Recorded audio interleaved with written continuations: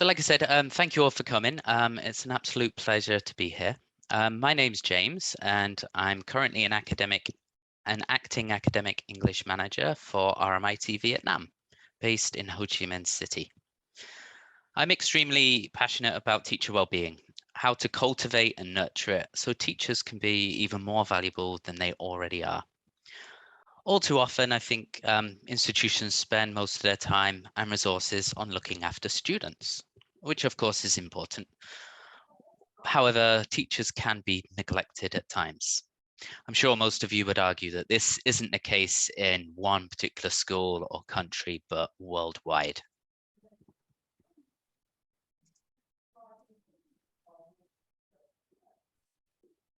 When faced with challenges, people can have either a fixed or a growth mindset. And what this essentially means is how well we're able to cope during difficult times.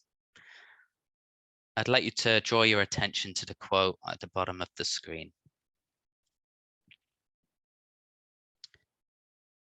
When we are faced with difficult times, it can be much like described here. Water that's been blocked, at which point we need to water will naturally find alternative channels if they are there. And that's what we need to be looking at as well. First of all, we'll explore what we mean by setbacks. Then we'll look at indicators of our behavior at the time that can tell us whether we have a fixed or a growth mindset. And then finally, ways in which we can choose a healthier approach to a difficult situation.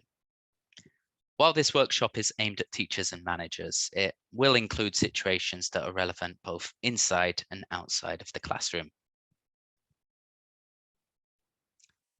What do we mean by setback? Well, anything that stops us or stops somebody or something from happening or somebody from doing something. And this can be like a challenge or a difficult situation. There are many different words for it. I don't know if you're familiar with Murphy's Law, but that is based on anything that can go wrong will go wrong. As you can see with this piece of toast that we just made, when we drop it, it will probably land on the side, the worst side that could be possible every time. If we consider the origin of the word setback, it means to sit and dwell, to cause someone to sit and dwell on their thoughts. I think this is very realistic response to a setback. It also used to mean reversal, which is interesting because instead of moving into the future, we are essentially, our minds have the tendency to move into the past and perhaps stay there for some time. It also meant withhold, which I like to think could be withholding someone from doing something or taking action or reaching their true potential. We're all subject to setbacks, loss, and change in situations, but teachers more so for a multitude of reasons. Generally, in caregiving professions, people are at greater risk of burnout. Teaching is a very people-centered job where teachers are exposed to children, adolescents, and young adults at such an important stage of development in their lives. This means we run the risk of taking on other people's responsibilities, of which are out of our control. An example of something that's outside of our control is whether students pass or fail an exam. I like to think of the analogy of leading a horse to water. We can show them where the water is and show them how to develop their English, but we can't make them drink a horse drink water. Like we can't take the exam for the students or make them study. While it can lift us up when students pass, it can bring us down when we see some of our students fail. There is also the added pressure of parents. When COVID started, a lot of teachers needed to teach online at short notice. Though things are gradually returning back to normal, this could happen again in the future. If we consider teaching on a day-to-day level, a change in our teaching situation happens all of the time. Technology can fail on us, the air conditioners, and a whole host of things. While experienced teachers might be more flexible, this can take a toll on our bodies over time. Unfortunately, our bodies don't know the difference, whereas our mind does, but our bodies will react in the same way. We also need to remember those who are new to teaching and how they might be affected and find it more difficult. And finally, the way stress works is much in a similar way to a snowball, where it can build over time, and one can simply be stressed about being stressed, and just the situation can suddenly blow up out of proportion and be exaggerated. So we're all subject to setbacks, loss, and change in situations, but our mindset at the time determines how much and how long we're affected. There are two theories of intelligence referred to as mindsets: fixed mindset and a growth mindset. Carol Dweck has pioneered much of the research on mindsets, and what she looked at was how they influenced students' academic performance inside the classroom and even under exam settings. And she attributed this to certain behaviors. First of all, a fixed mindset might be someone who avoids doing difficult things or challenges. Perhaps when they get feedback, they ignore it. When someone else perhaps gets a different job, maybe one they wanted, or are more successful, we may feel threatened by that or find it difficult. People tend to want to look smart, and this means not making mistakes. So trying to aim for perfection, you could say. And when the going does get tough and we're in the middle of a situation, giving up very easily. It's all based on the fact that our abilities are fixed and we're born with them. On the other hand, a growth mindset behavior would illustrate someone who rises to challenges, who welcomes any criticism and feedback from what they do. Instead of being threatened, they might be inspired to try harder or to try something different when other people are successful. Instead of worrying about making mistakes, just seeing that, okay, new skills require effort. And part of that means making mistakes and learning from them instead of giving up. Essentially, our abilities being elastic and us being able to learn them at any stage in our lives. I'd like you to take a brief moment to just reflect on which mindset you can relate to. Perhaps in a difficult situation recently, can you relate to any of those factors? These aren't the only ones, but they are the key patterns that Dweck found in her research. Essentially, reconfiguring our mindset is what's known as psychological flexibility. Here's a definition from two renowned psychologists in the field who study stress and resilience. I'd strongly recommend reading any of their books or their work. They focus on the negative emotions that we have and how they can be utilized. So you can't change some things that happen to you, but you can change your attitude towards them. But it starts with acceptance. Losing our job or someone close to us is, of course, out of our control. So it's more of a question of what our coping mechanisms are and whether they are healthy or not. Being able to put our emotions to one side is important.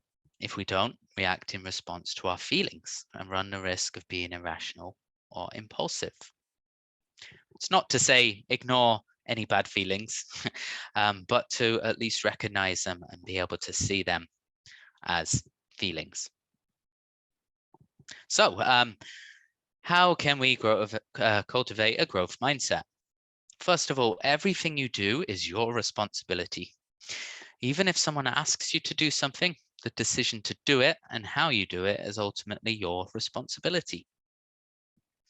If we revisit the analogy of, leading a horse to water, students passing or failing exams, we can prepare them, but we don't take the exam for them.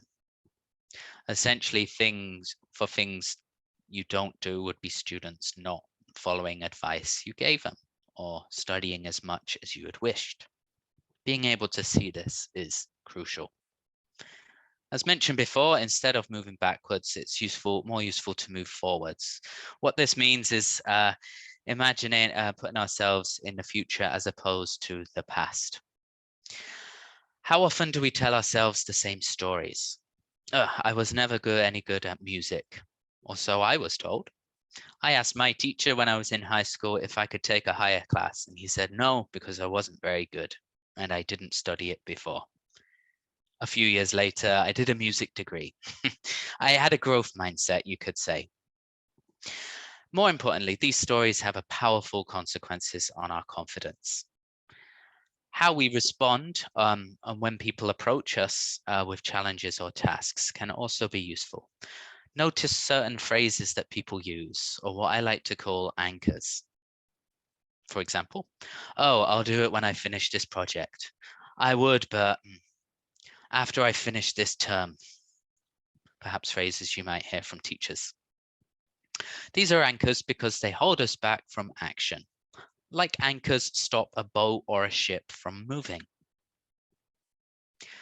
When we don't do anything, we are professionals when it comes to making excuses or pointing the finger. Those times when we know we should have gone with our gut feelings or didn't, or when we thought we could do something better or quicker on our own. Notice that, blaming obviously doesn't get us anywhere. And it comes back to this idea of responsibility. We need to own our mistakes if we make them. As mentioned before, acceptance comes first. And when we can do this, we can more easily learn from them. Humor is, in fact, a really powerful thing to engage in shortly after receiving distressing news. We might notice those friends that we have who always say the right thing and the funny thing at the right time, and how quickly that can diffuse a situation from our emotions. This isn't to say that we should be proud of making our mistakes and broadcasting them, but admitting them facilitates honesty and where acceptance comes first. When people are not very accepting or forgiving of themselves, they are less accepting and forgiving of other people's mistakes. So I think, as Lana and Jacqueline mentioned before, it's being able to start with yourself, being kind to yourself, and then you can better be kind to others. Having the right expectations, which means allowing for mistakes. They will happen, whether it's you or someone else, and that affects you. Having a plan C. As a teacher, how often do we stick to our lesson plans or make mistakes? If we don't get everything done, does that mean it's a bad lesson? No. And whose expectations are they? Are they coming from us, or are they coming from our line manager, our boss, our parents, or somebody else? These have effects on our motivation and how well we might do something. Can I ask, have you ever been bitten by a bear? Probably not. At least I hope so. How about a mosquito? Probably. Why am I asking you this? It's the small things that bother us in everyday life. But if we can't deal with those, then how are we going to deal with bigger things? These minor setbacks help prepare us for the bigger setbacks. Complain, right? Complaining is okay. It shows people when they've crossed a personal boundary. It's an expression of the things we value or somebody else. People don't like it though. It can feel uncomfortable. But how do things improve? From feedback. But two things we need to bear in mind is what we're complaining about helpful to somebody? Are you just elaborating on a problem and not offering any solution? Or are you doing it in a way that provides the listener with an alternative way of doing something? Tell the right person We might probably find ourselves often complaining to our friends about a work situation. Imagine the logic with that. Are our friends able to fix a work problem? No, almost becomes redundant, unless, of course, our friends can offer humor. So it's not to say we shouldn't complain at all, but just be mindful of the fact of who we're complaining to. Of course, if we tell a complaint to someone who is responsible for something, there's a chance that it can be fixed. And finally, who you spend time with. More and more research is showing how this affects our well-being and our mindset particularly. It's usually we have like a circle of 5 people who have the biggest influences on our everyday decisions and our lives. Those that are in our circle of influence, as you may. Think about whether these people tend to be perhaps complainers, problem focused, and maybe in a fixed mindset. And think of those people who may be more positive to be around. Something called emotional contagion. Okay. You're not sure what that is? Tell the person next to you a story and ask them to hold in all emotions completely. See how long they last before they end up laughing. And then you'll probably laugh as well. We respond to each other's emotions, much like terrible analogy, but COVID passing from one person to another. So I'd like to invite you on a couple of brief activities that you can do that might help you when you feel in a fixed mindset, move to a growth mindset. Let's recap on the characteristics of a fixed mindset. For the sake of this presentation, you don't have long, but perhaps take a screenshot of this activity and please try it afterwards. I'll just give a few seconds for people to take a screenshot. Of course, I can share these slides as well, not a problem, but in case it's not possible. For sake of clarity, I'm going to give you an example about me. So a time that I wanted to give up.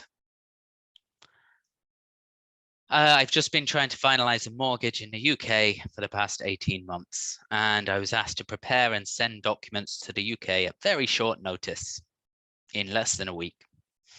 What I did was everything that was in my control, as quickly as I could, to give myself the best chance possible. What I didn't do was spend my time complaining to other people or friends about the situation at the cost of doing something. What's the opportunity here? To practice hope and achieve what I had planned to do for many years. What purposeful action could I take, or did I take? Well, to be hopeful by printing, signing, and sending everything as quick as I could, instead of doing nothing and complaining. This is just one example of a potential setback of giving up. Of course, there are many more, and ones that can relate to the classroom. Another activity I'd like to invite you to do is something called cognitive crafting. And if that word mind boggles you, essentially it's a gratitude exercise where I'd invite you to think of 3 things that you appreciate in your job. And these can be anything from a day-to-day or just from a general perspective. 3 things that we appreciate. And if we do this on a frequent basis, we can, the more we do it, see more opportunities and instances of gratitude. Why is this such a powerful activity? It's based on a theory called broaden and build by Barbara Fredrickson. The more we experience, so doing gratitude exercises make us feel good.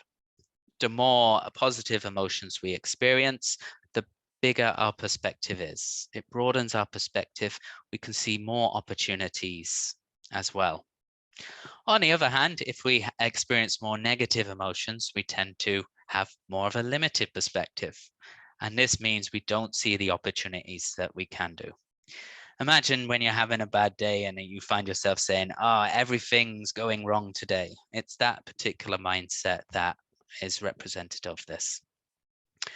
I realize I'm at the 20-minute mark, but I'd quickly just show you another activity that you could do outside of this session. Basically, if you've not heard of the VIA character strengths, what they mean are values in action. Developed by a team of scientists, psychologists from all around the world, anthropologists too. They looked at different cultures, the different things people value, the different things people value in their everyday life. And they tried to find the most common. And they came up with 24. And these were the most common across all cultures. Quickly take a screenshot of this slide. And I have just 2 questions to ask you. If you're familiar with the movie Inside Out, this task will be quite fitting. If not, then briefly it's about different characters, cartoon characters inside someone's head, and they control what a person is doing. Each character represents a different emotion. Blue, sadness. Purple, fear. The other blue one, joy. Green, disgust. And red, anger. As you can imagine, we all behave differently according to our emotions. Instead of focusing on our emotions, though, I would like I'd invite you to focus on the 24 strengths you just took a picture of and ask yourself one question. When thinking of a challenge you're experiencing at work, what would that strength do? So, what would hope do?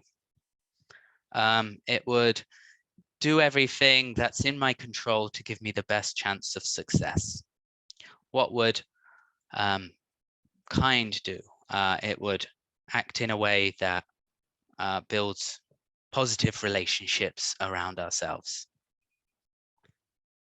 This is quite a powerful activity if you take the time to do it, and you can have a lot of fun with it. If you're ready for the next step of that, you can start having conversations like in the movie between the strengths, and it can often lead to humor, which is a very effective form of improving us in boosting those positive emotions. Here's a summary of what I mentioned, and I'd be open to answer any questions. Thank you.